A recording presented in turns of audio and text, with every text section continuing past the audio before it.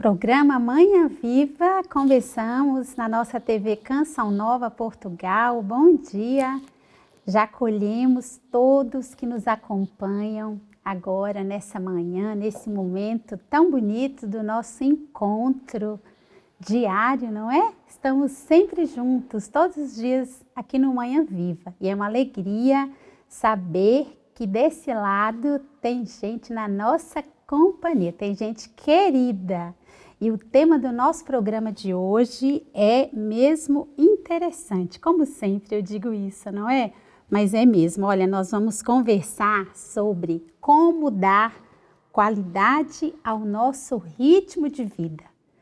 Como temos um ritmo de vida acelerado, exigente. E aqui já está em estúdio alguém que vai nos dar aí dicas e vai nos orientar sobre esse assunto. Eu já quero agradecer a presença do Dr. Arthur Moura. Bom dia. Olá, bom dia. Bem-vindo, Dr. Arthur. Muito obrigado pelo convite. Está conosco aqui o Dr. Arthur, tem mais gente aqui no estúdio conosco. Olha, nós temos uma surpresa no programa de hoje, uma novidade. Mas antes de mostrar e de anunciar essa novidade, nós vamos fazer o nosso momento de oração. Vamos pedir a Deus a sua bênção, a sua graça para este dia que vamos viver. Temos todo um dia pela frente e a oportunidade que Deus nos dá de viver na graça, viver na alegria e de receber tudo aquilo que Deus tem para nós hoje. Então vamos rezar em nome do Pai, do Filho e do Espírito Santo. Amém. Vamos colocar tudo que vamos viver nas mãos de Nossa Senhora. Ela que cuida de nós, a boa mãe, que também apresenta sempre para Jesus as nossas necessidades. Então, colocamos no coração da Virgem, do Rosário de Fátima, todas as nossas necessidades aqui e as de quem está em casa. Ave Maria, cheia de graça, o Senhor é convosco. Bendita sois vós entre as mulheres, bendito é o fruto do vosso ventre, Jesus. Santa Maria, Mãe de Deus, rogai por nós, pecadores, agora e na hora da nossa morte. Amém. Olha, antes de nós começarmos a nossa conversa aqui com o Dr. Arthur, nós já anuncio para vocês que hoje nós temos uma rubrica em estúdio, uma rubrica culinária. Tem alguém muito querida que já é conhecida aqui no Manhã Viva, que está conosco hoje e vai nos ensinar a preparar uma receita. É a doutora Nathalie Teixeira, que é uma nutricionista e vai nos ensinar a fazer essa receita. Já vamos conversar com ela sobre como preparar um patê de talos de couve.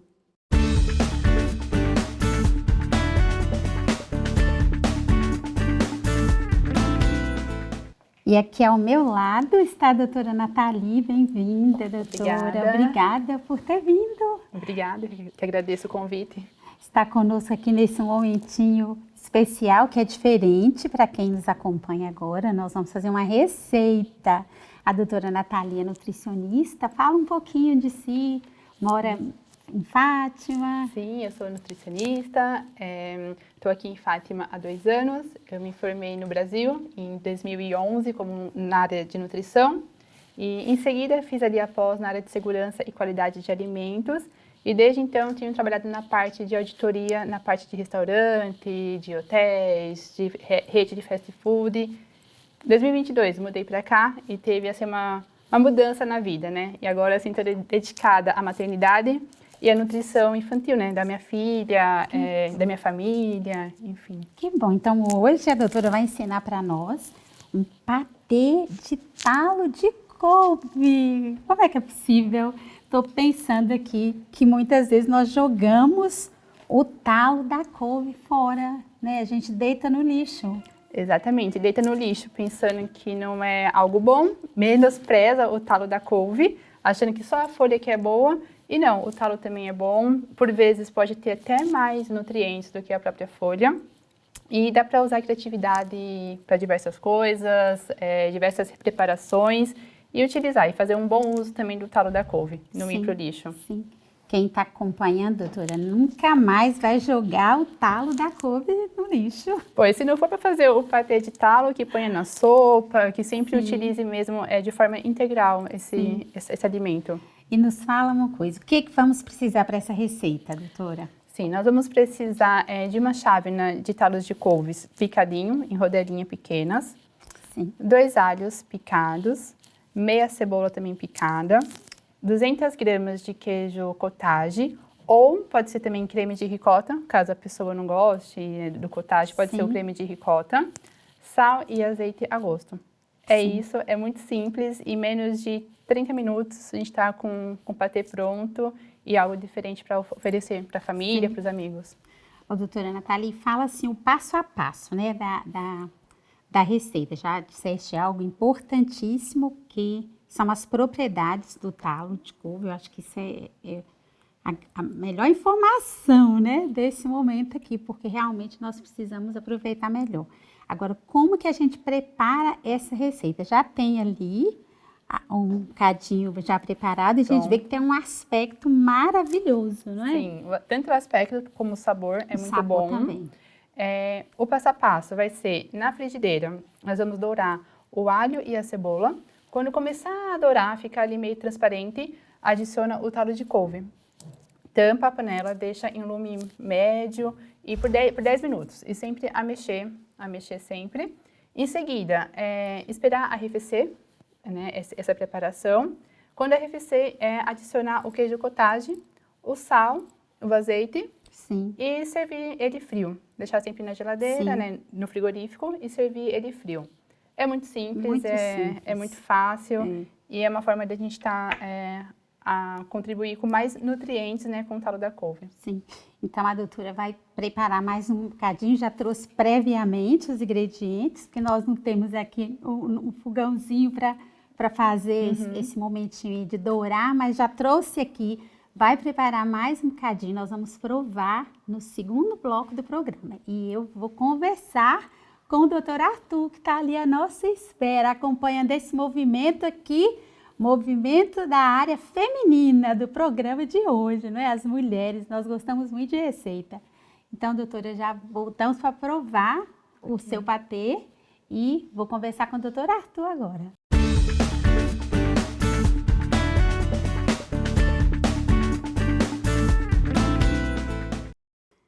Então, estou aqui com o doutor Arthur na nossa sala de estar. Agora vamos conversar sobre este tema muito bom.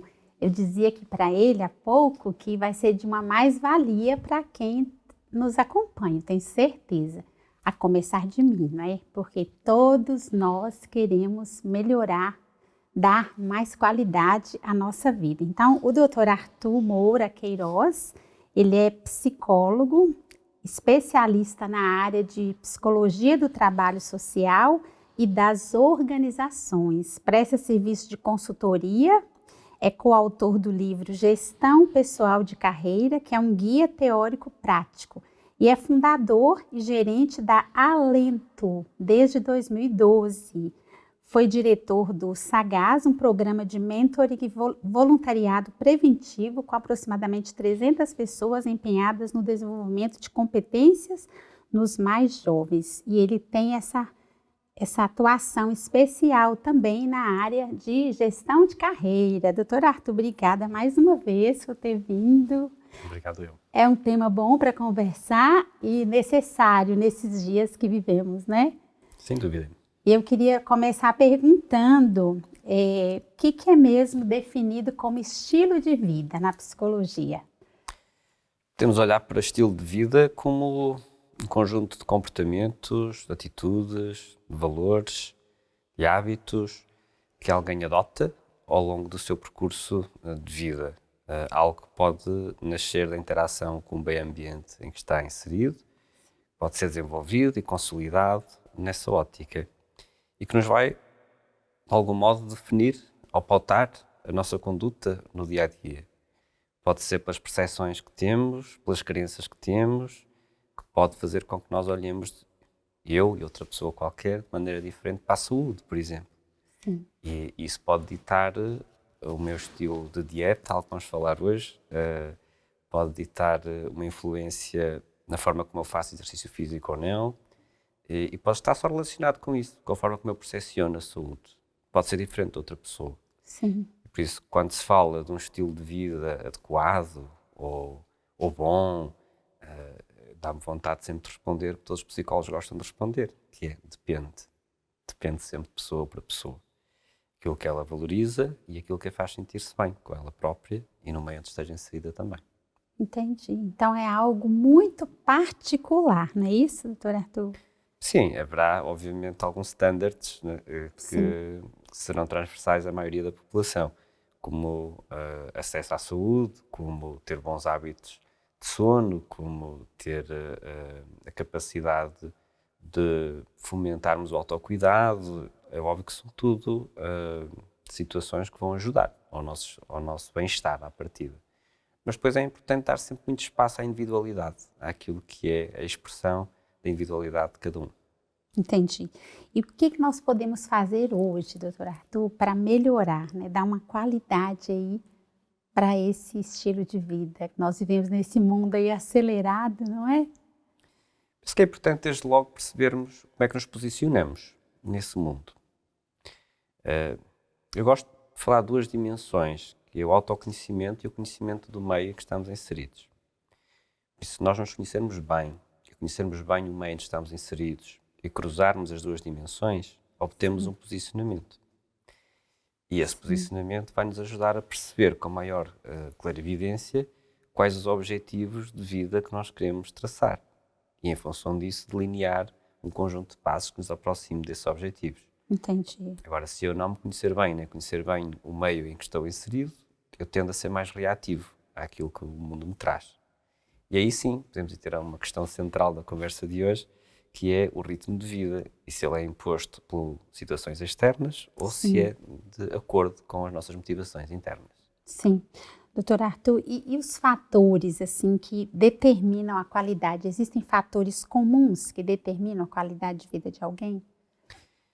Acho que devemos partir sempre de uma visão holística também, ou seja, a pessoa perceber como é que se sente a nível mental, emocional, espiritual, físico, cultural, lúdico-cultural, se quisermos. Sim. E perceber como é que se sente equilibrada nesses diferentes níveis, sendo que o equilíbrio, mais uma vez, vai ser diferente de pessoa para pessoa. Mas é um exercício até simples e que eu convido as pessoas a fazerem, que é como é que eu me sinto em cada um destes níveis da minha vida. Há alguma coisa que eu possa fazer para melhorar em cada um destes níveis da minha vida? E com a consciência que se algum não estiver no ponto que nós gostávamos que estivesse, é normal que ele tenha efeito contágio sobre outros. Sim. Se eu não estiver bem fisicamente, se eu estiver com alguma doença, com alguma situação mais grave, é possível que esteja a condicionar-me a nível emocional, a nível mental, a nível espiritual e vice-versa. E por isso, se nós tivermos o hábito da introspeção, da reflexão, de olharmos para dentro, de nos conhecermos cada vez melhor, vamos percebendo também que fatores são esses que são determinantes para nós sentirmos que estamos com uma boa qualidade de vida. O próprio padrão cultural onde estamos inseridos é determinante. A forma como eu percepciono as coisas depende da geografia cultural onde eu estou inserido. Sim. Às vezes, quando vamos para outras realidades culturais, ficamos espantados. Não é? Como é que estas pessoas reagem desta maneira a este acontecimento? Se fosse eu, reagir de uma maneira completamente diferente. Interessante. E por isso, há pessoas que dizem que são felizes com um conjunto de situações que elas, de algum modo, foram cultivando ao longo da vida e que para outra pessoa seria o oposto do conforto, não é? A esse nível. Sim. Então, esses fatores que é preciso nós avaliarmos, que o doutor Arthur dizia, são os níveis, né? Os níveis seriam o nível de saúde. Sim, a saúde, do modo global, claramente. Sim. Né?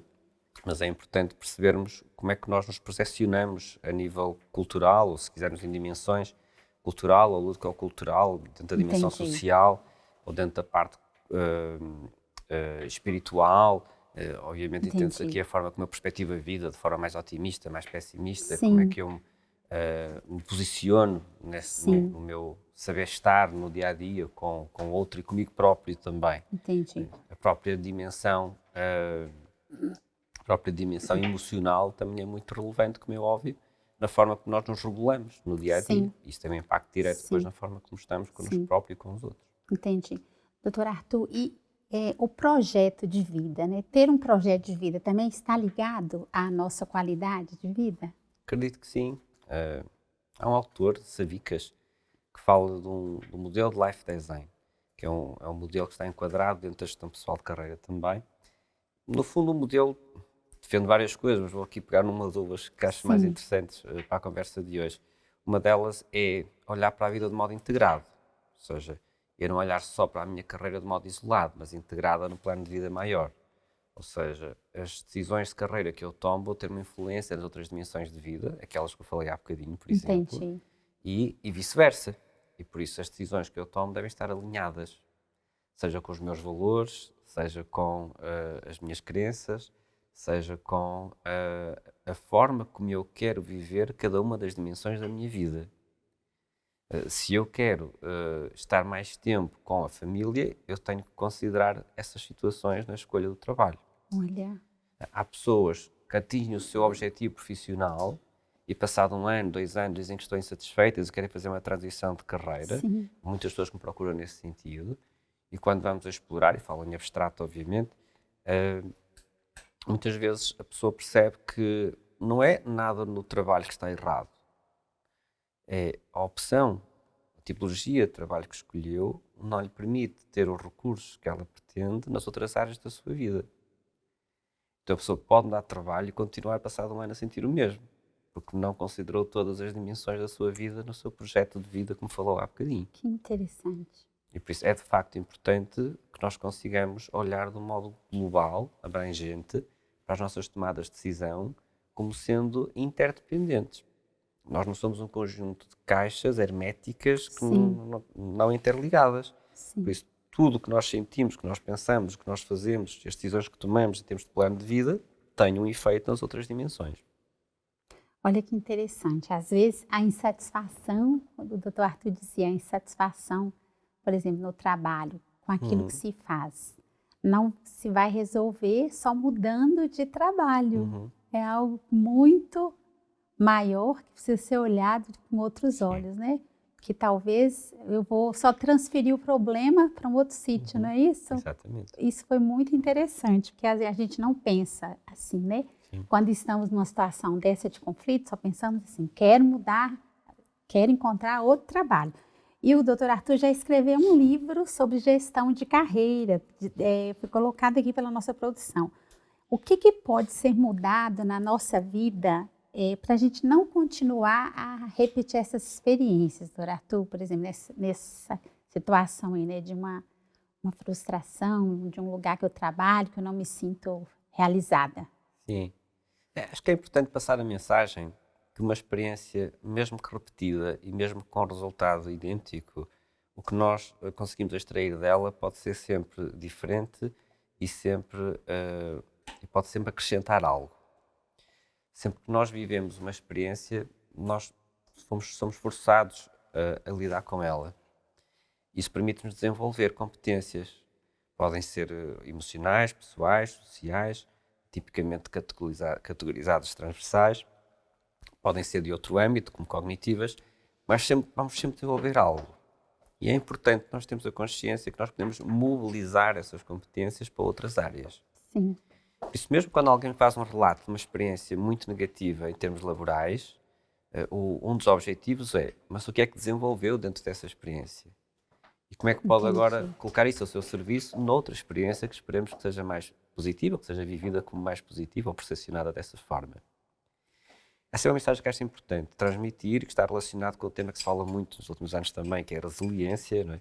A capacidade de lidar com a frustração, a capacidade de reagirmos a um impacto, ao impacto, e que consigamos voltar à forma original, da forma, diria que literal, de definição da resiliência. Mas é importante também lembrar as pessoas que isso não tem que ser um caminho sozinho, solitário. As pessoas podem procurar ajuda, podem procurar apoio social, seja com um amigo, com um familiar, onde partilham, e a partilha às vezes promove uma catarse que já ajuda a viver a situação, ou podem procurar ajuda profissional, com a psicóloga, com o psicólogo, que pode ajudar a criar alguns insights, algumas estratégias para lidar com essa experiência que gerou frustração, que gerou desânimo em algum momento, e perceber, a partir daqui, qual é o caminho que eu posso construir com base nestas experiências que eu fui acumulando ao longo da minha vida. Sim.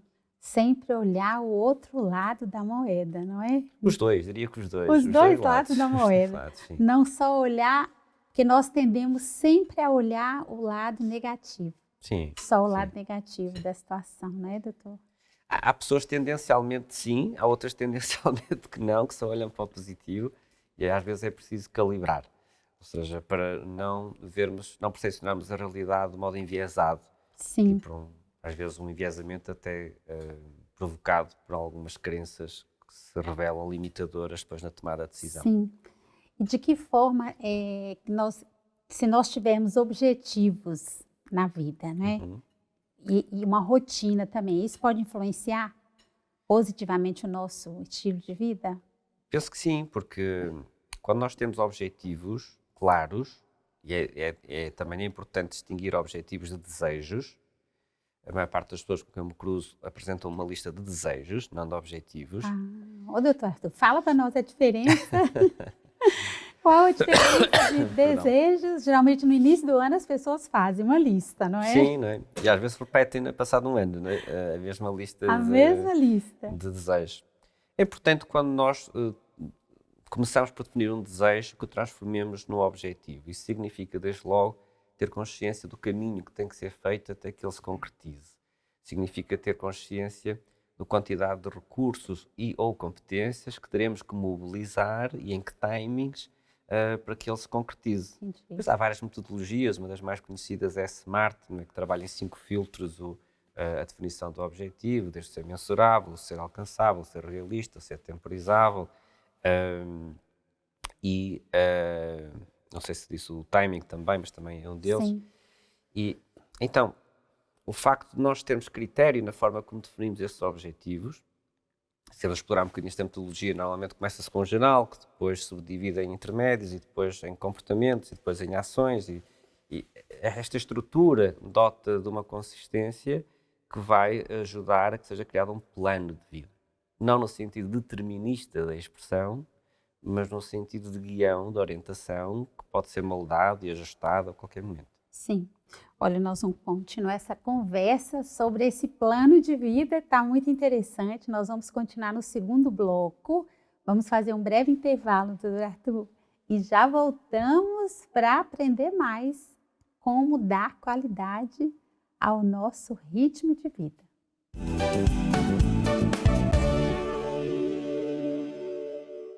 Estamos de volta com o nosso Manhã Viva de hoje, conversando aqui com o Dr. Arthur, que é psicólogo, está conosco em estúdio, falando sobre como podemos dar uma melhor qualidade ao nosso ritmo de vida. E nós precisamos muito, todos nós, melhorar o nosso ritmo de vida. É sempre tempo de recomeçar.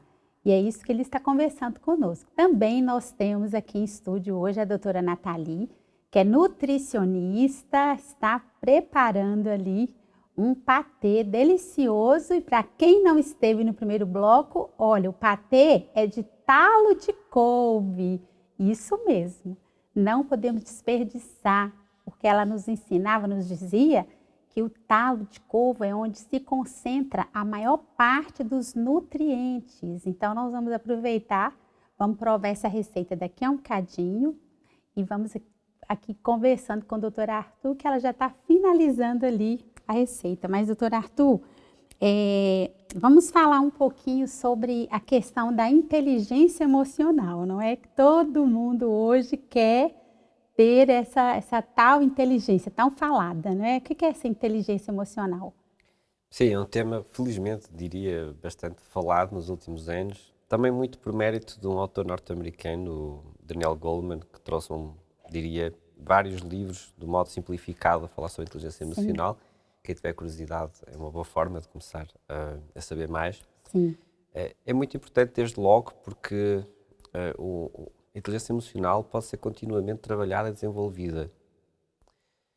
Ao contrário da cognitiva, que à partida não haverá condições de desenvolver mais, há condições de aceder a mais, ao todo o potencial da mesma. Sim.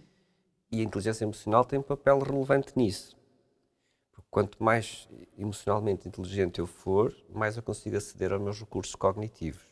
Olha. Por exemplo, estamos nesta entrevista.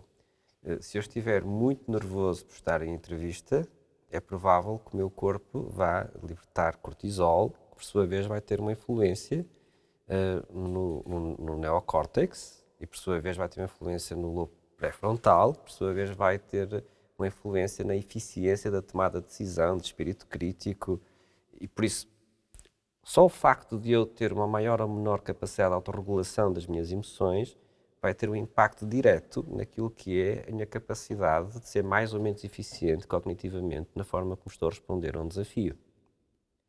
Por isso, quando temos alguém que está numa situação de avaliação, por exemplo, um estudante numa prova, eu lembro que uma vez num exame de secundário estava tão nervoso com aquele exame que eu esqueci-me do meu nome. Ou seja, quando eu estava a tentar escrever o meu nome, eu fiquei com dúvidas sobre o meu nome, como é que eu escrevia, não é? E por isso é de facto algo muito relevante no dia-a-dia de ser trabalhado.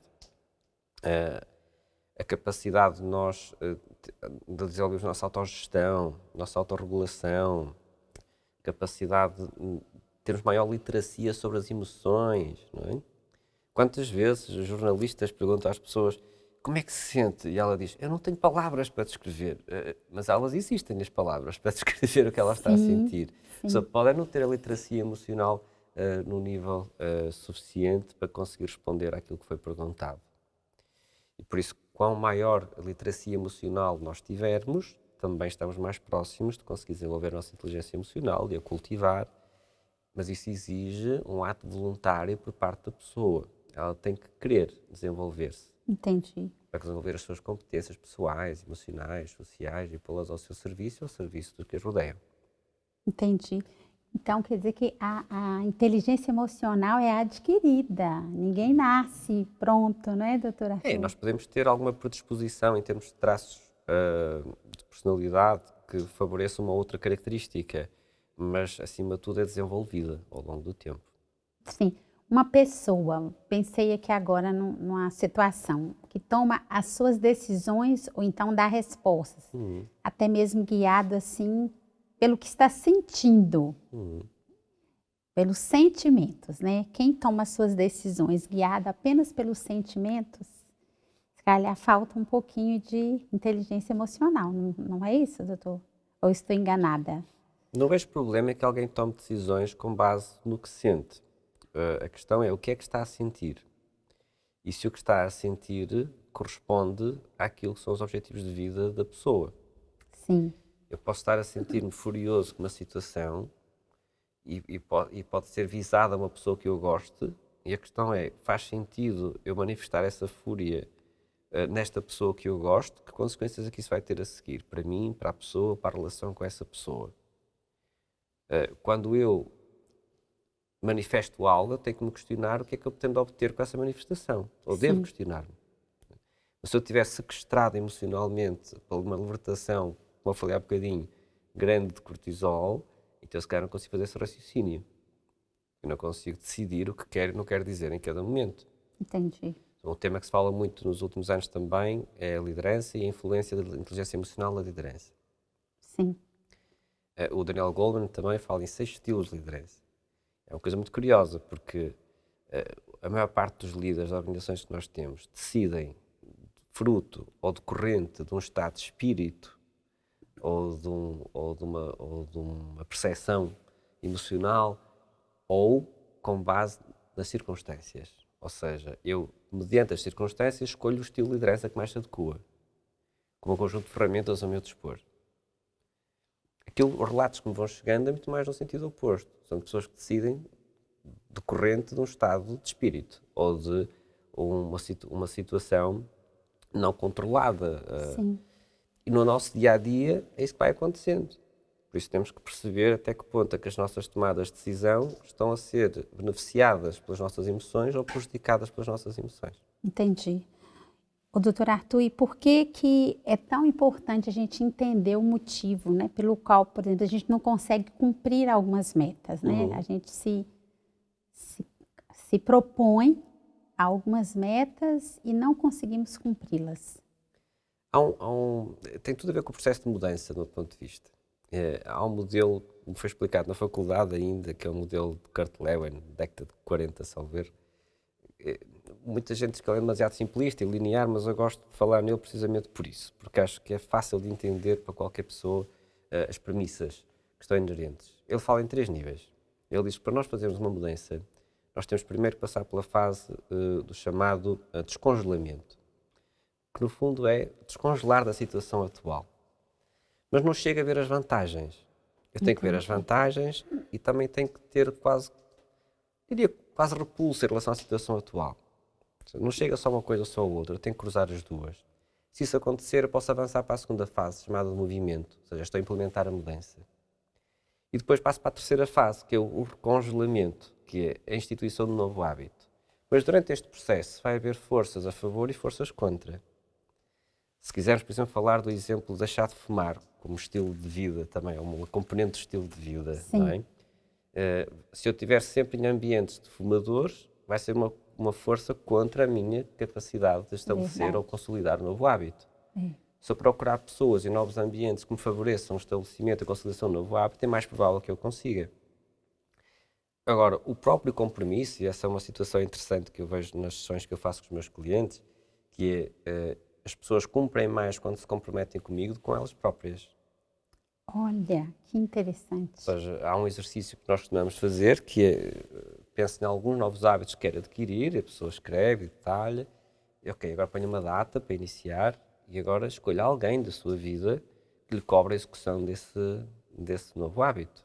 Não é? E eu digo, pode ser alguém da sua vida, se não quiser envolver ninguém, posso ser eu. Se for eu, vou cobrar por e-mail, para não invadir a sua privacidade, o seu dia-a-dia, e a taxa de sucesso no cumprimento aumenta drasticamente que se for só a pessoa a lidar com ela própria nesse sentido. E a nossa nutricionista deve ter muitos exemplos também nesse sentido, provavelmente, no que toca às promessas de dietas. Né? Deve mesmo. E por falar em nutricionista, nós vamos provar o nosso patê. Olha, estou aqui ansiosa para provar esse patê de talos de couve. Vou parar um pouquinho a conversa, o doutor Arthur vai esperar e nós vamos provar o nosso patê.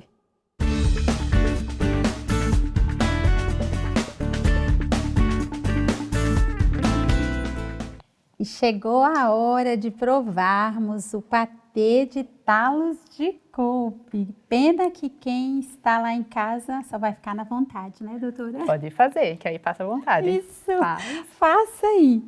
Eu vou provar. E a doutora Natália, enquanto isso, vai recordar para nós a importância, né, de utilizar. Recorda para nós aí, doutora, da riqueza. Do talo de couve. As couve a gente tem no quintal, nós plantamos, ou no mercado, é fácil de se encontrar. E o talo, por vezes, ele tem muitos dos nutrientes. Entre eles, nós podemos destacar 2, que é o cálcio e o potássio. Então, é muito importante, né, para a nossa saúde, tanto o cálcio como o potássio. Lembrando aí que ajuda na prevenção de câimbras, na circulação sanguínea, na formação de ossos e de dentes, na contração muscular. Então, são nutrientes que são bem-vindos. Eles se destacam bastante no talo de couve. Pode falar, né, que eu vou provar. Fique à vontade. E também é interessante, porque é uma parte não convencional, que geralmente a gente não consome, e que podemos agora ali, né, adquirir, consumir, enfim, fazer parte da nossa diversidade alimentar, pois, que ajuda a gente a ter mais opções do que fazer com ele. Olha, tá tão bom que eu vou pegar mais um bocadinho, doutora, pode ir falando aí. Fique à vontade. Maravilhoso, gente. Só vale também ressaltar uma contraindicação também, né, se o utente ele tem doença de insuficiência renal, é aconselhável que não coma ou que coma assim uma quantidade muito pouca, né, por conta do potássio, porque tem muito potássio e o potássio aí pode interferir um pouquinho ali no funcionamento do rim, né, pode sobrecarregar. Então, só fica esse detalhe, né, para quem tem alguma doença, né, de insuficiência renal, ter uma atenção, um cuidado ao consumi-lo. Olha, o sabor é surpreendente. Porque a gente sente uma crocânciazinha, né? Do talo de couve, né? Mas é um sabor muito combinado com o queijo. Nossa, muito bom. Eu acho que até as crianças vão gostar, viu, doutora? Sim, sim, é uma opção para as crianças, né, no lanche, então é muito importante para as crianças também a consumir, e também é rico em proteína, por conta do queijo cottage. Muito bom. Então, aqui nós temos um prato muito saboroso e rico em nutrientes dentro de uma dieta equilibrada. Então, gostei muito. Olha, gente, aprovadíssimo, viu? Obrigada. eu que agradeço. Não vou poder comer mais, porque eu tenho que continuar a conversa ali. E o doutor Arthur também tá querendo provar esse patê. No finalzinho do programa, a gente vai dar essa oportunidade para ele. Sim. Vamos voltar para a nossa conversa agora com o doutor Arthur.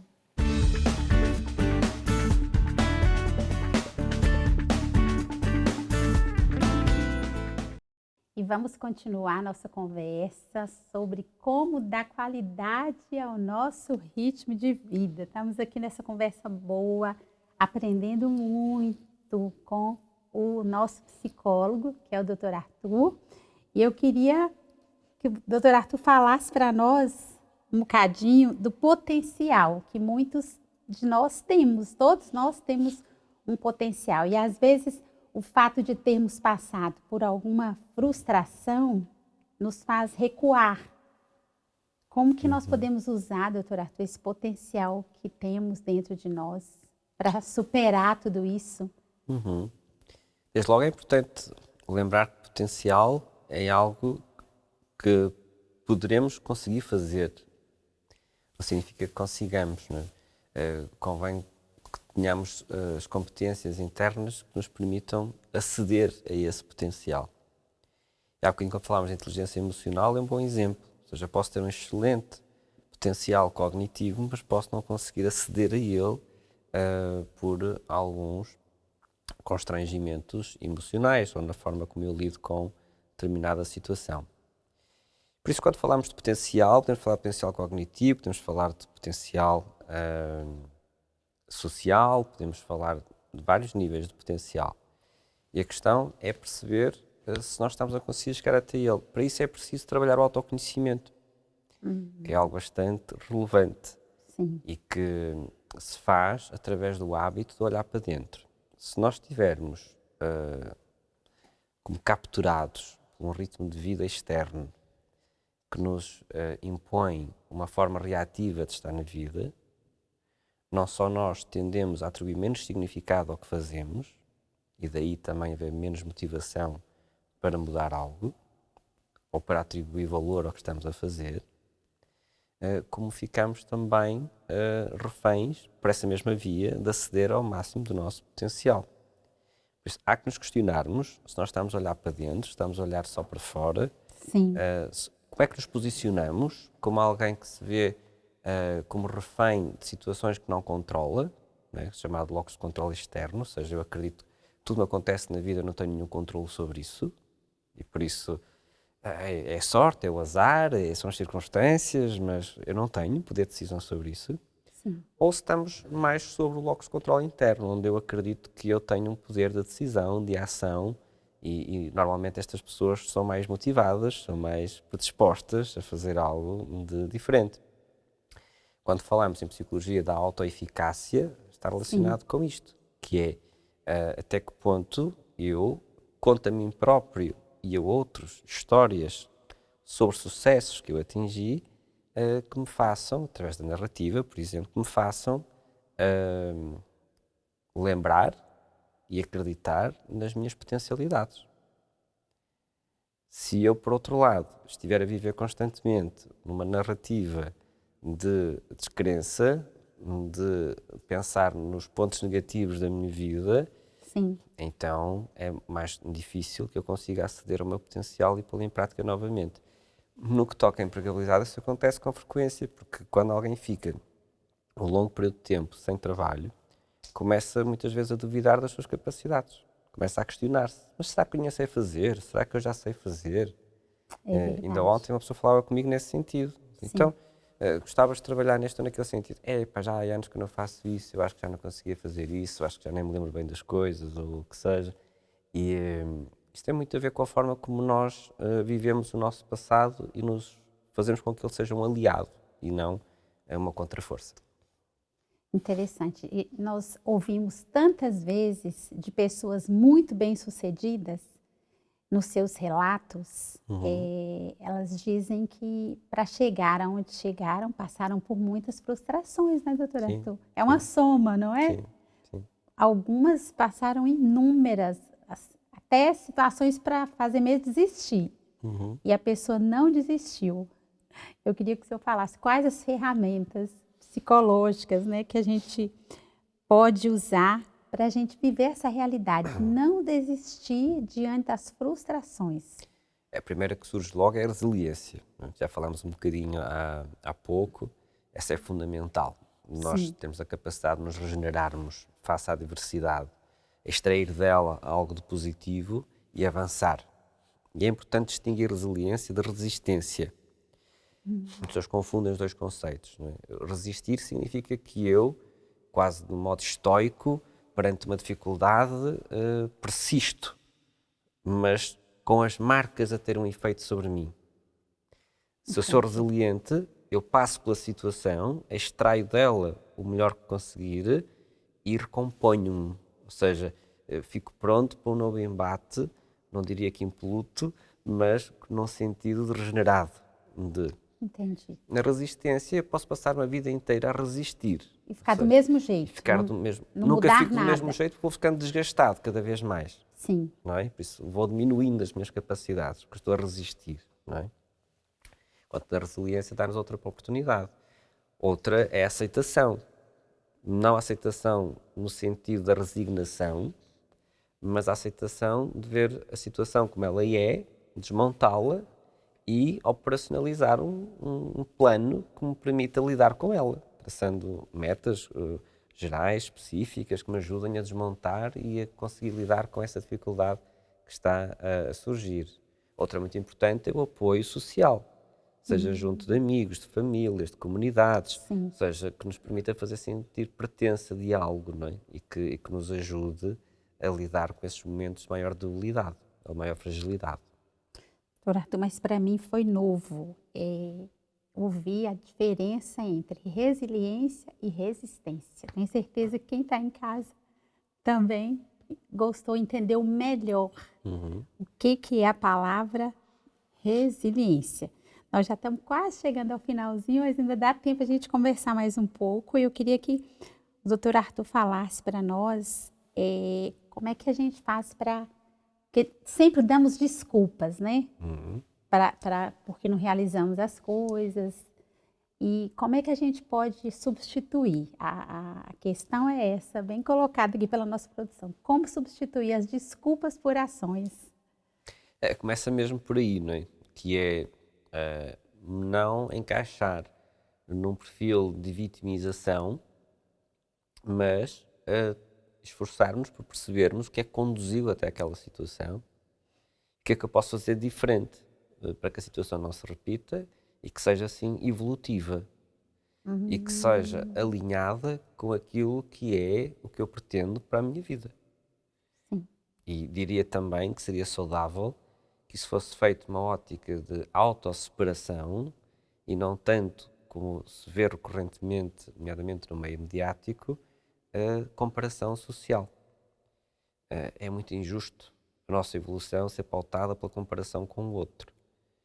Onde é que eu estava, onde é que eu estou, onde é que eu posso chegar. Entendi. E vibrarmos com essas vitórias, essas conquistas que nós conseguimos trabalhar dentro de nós.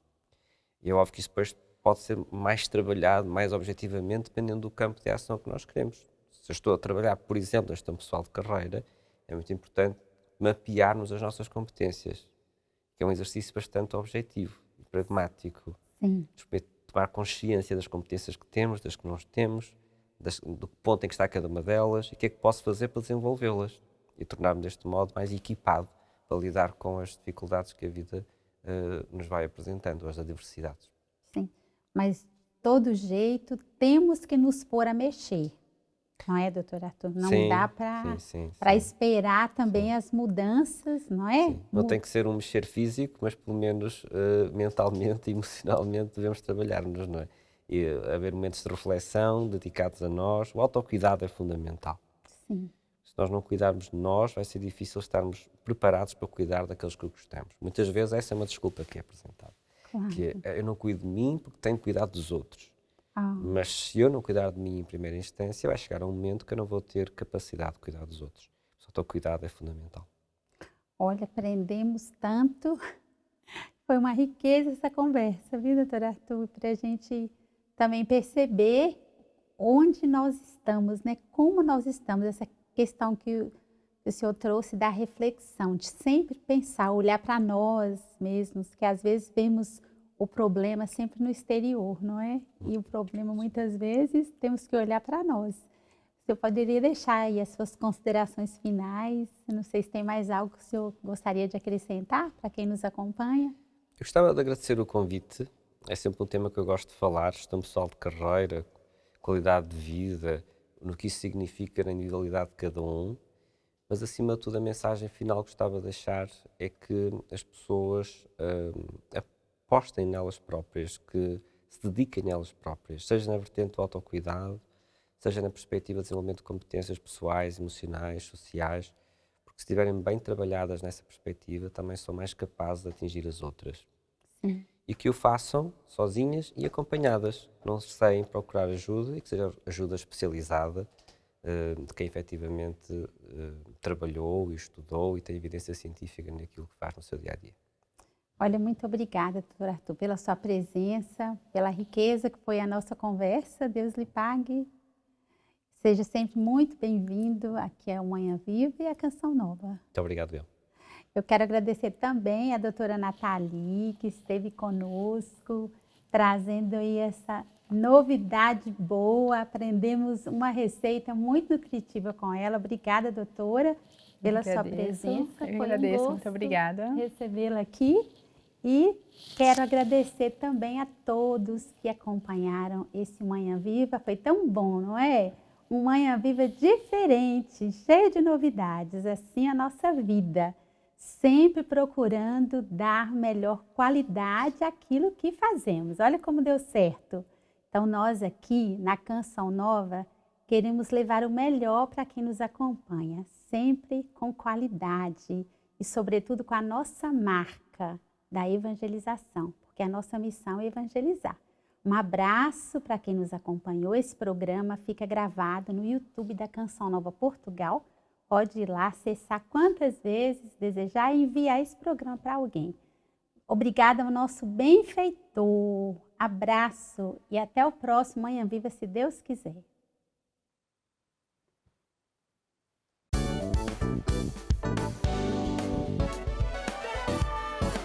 Se gostou deste programa, clica aqui na nossa playlist aqui em baixo para ver outros episódios. Se ainda não subscreveu o nosso canal do YouTube, faça-o já clicando neste botão aqui do lado e será logo o primeiro a saber todas as novidades.